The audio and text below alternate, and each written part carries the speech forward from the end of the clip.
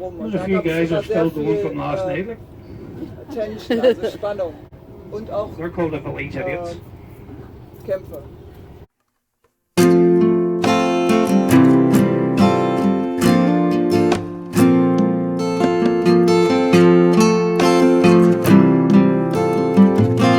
Keep looking in your left, you're going to see a memorial to the Battle of the Battle of the Somme. Okay, so let me take you back, guys, to the 1900s, the start of the 1900s, when the revolt in Ireland, okay, against the British. Okay, they wanted the British out of Ireland, basically. So they formed the Irish Volunteers, and these guys were prepared to go and fight against the British Army because they didn't want them to rule their country. So while that was happening, guys, up here in Belfast, the Ulster Volunteers were being formed by a man called Sir Edward Carson.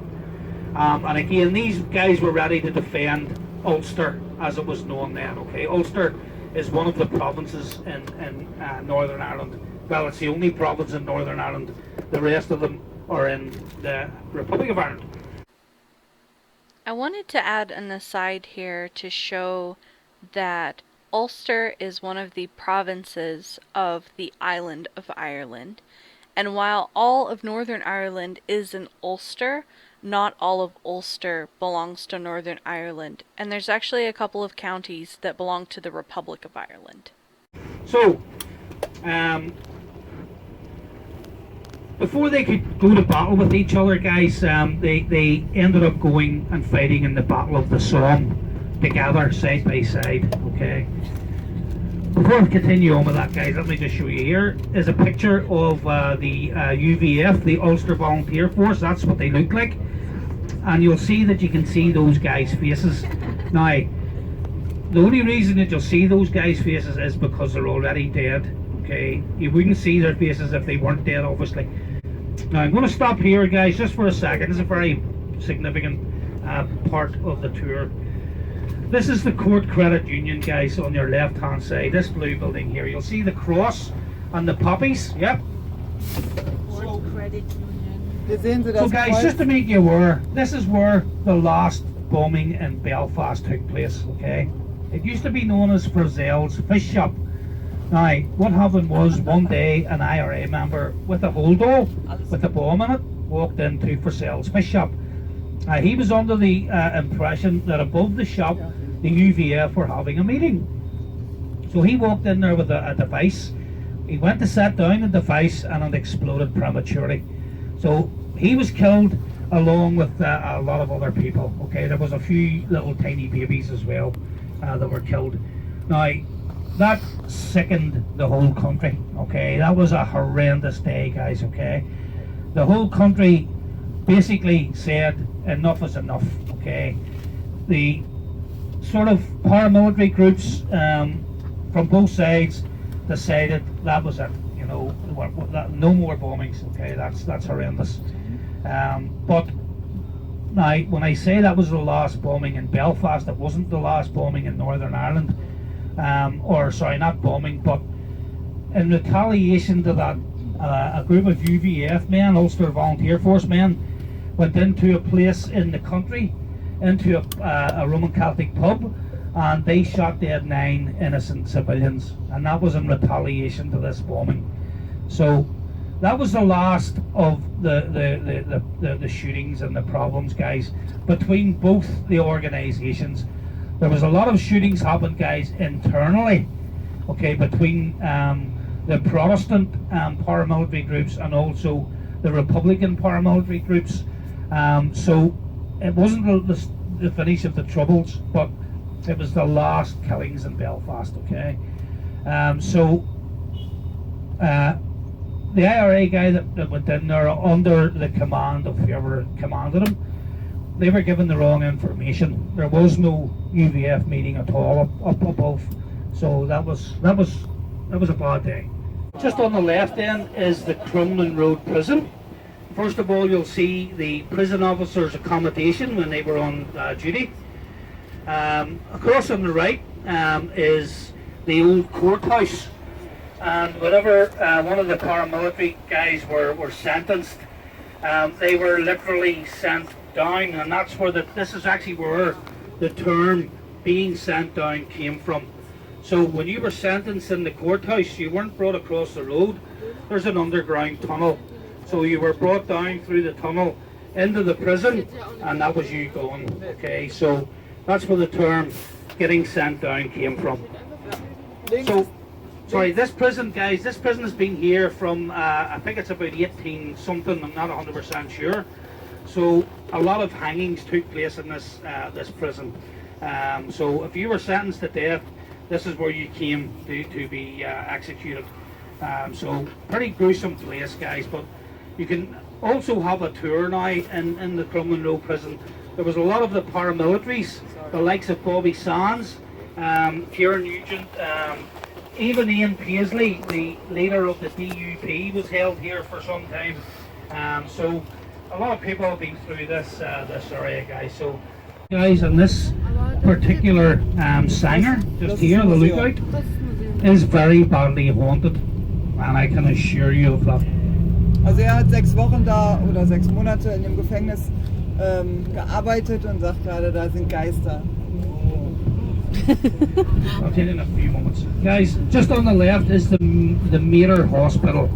It's one of our 4 main hospitals in Belfast. Now, depending on which side of the fence you come from, you either call it the Mater or the Mater. But we always say it doesn't matter what you call the Mater, as long as they find out what the matter with you is. So this is known as Carlisle Circus. This is another contentious area. You'll see the video cameras here. Over on the right is Protestant, on the left is Catholic. Right in the middle is Carlisle Church, okay, Carlisle Circus. And then the Orange Hall. You'll see William of Orange on his horse with his sword drawn at the top of the building.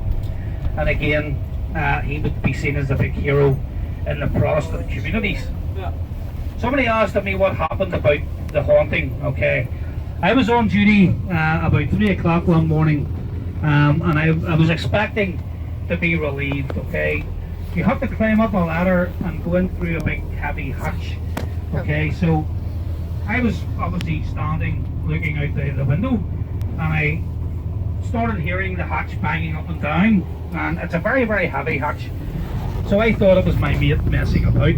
So I opened the hatch and I said, "What are you doing?" And there was nobody there. So I put the hatch down again, and I waited and waited. About 10 minutes later he came, and I said, "Why were you doing that?" And I said, "What are you talking about?" He says, "I've been in with the commanding officer. I'm only just out." So there you go. So I had an automatic rifle with 175 rounds of ammunition, and I was bricking it. Just on the left, guys, we've just passed what was known as the poorhouse. So this is where the women that had children with no husband, nowhere to live, this is where they were sent. And it was a gruesome place, guys, really gruesome place. That much gruesome that women that were staying in there actually went out and committed a crime, so as they were sentenced to Crumlin Road prison because they were better treated. And that's the truth.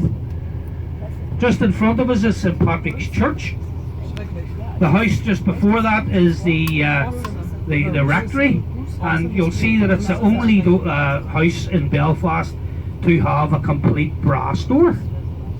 So guys, we're heading into the city centre now, so we're leaving the sort of political part behind now, and we're going to see a lot of the new buildings and construction work that's going on. This is the Christian Brothers School, guys. This was closed down. I'm sure you've all heard about the problems that were going on in the likes of these schools with the priests and stuff. So in front of us is St. Anne's Cathedral. You'll see the cross on the side of the cathedral. This is the biggest Celtic cross in all of Ireland. St. Anne's Cathedral is the sister cathedral to St. Paul's in London. A little bit smaller though, but absolutely beautiful inside, guys. It's an Anglican cathedral. You might have seen the building working on, guys. That is part of the new Ulster University. and the Ulster University itself is closing down 3 campuses which are in Northern Ireland, and they're moving around 13,000 students to that one location to keep them all centralised. One of our oldest buildings in Belfast was actually burnt to the ground, and the building is very dangerous at the moment. So the actual main route through the city centre is closed off to traffic at the moment, guys. So we sort of have to go around the world for a shortcut. So just coming up in front of us, you're going to see Belfast's answer to the Leaning Tower of Pisa. This is the Leaning Clock of Belfast, and you can see that it leans by about 4 feet. And the reason that it does lean, guys, this road, this was known as the River Forsyth, and this is where all the ships used to come in to dock and unload and load their cargoes. But when they built the Prince Albert Memorial Clock, it was built on top of a few oak beams which started to rot. So they have now stabilised the clock, but it will always lean over. On the right is the oldest pub in Belfast, McHugh's, 1711. This is known as the Custom House Square. They have a lot of open air concerts and things here. And the old custom buildings, guys, is the same problem as the clock. It's sinking. In front of us, this is the River Lagan. Across the road, across the river, is Titanic Quarter, which we'll see very shortly. See the big fish? Big fish was put there to represent the reintroductory of salmon back into the River Lagan. Before the Lagan Weir was built, whenever the tide went out, this place was disgusting and the smell was horrific. So they built the new Lagan Weir, guys, to control the water flow between the Lagan and the Belfast Loch.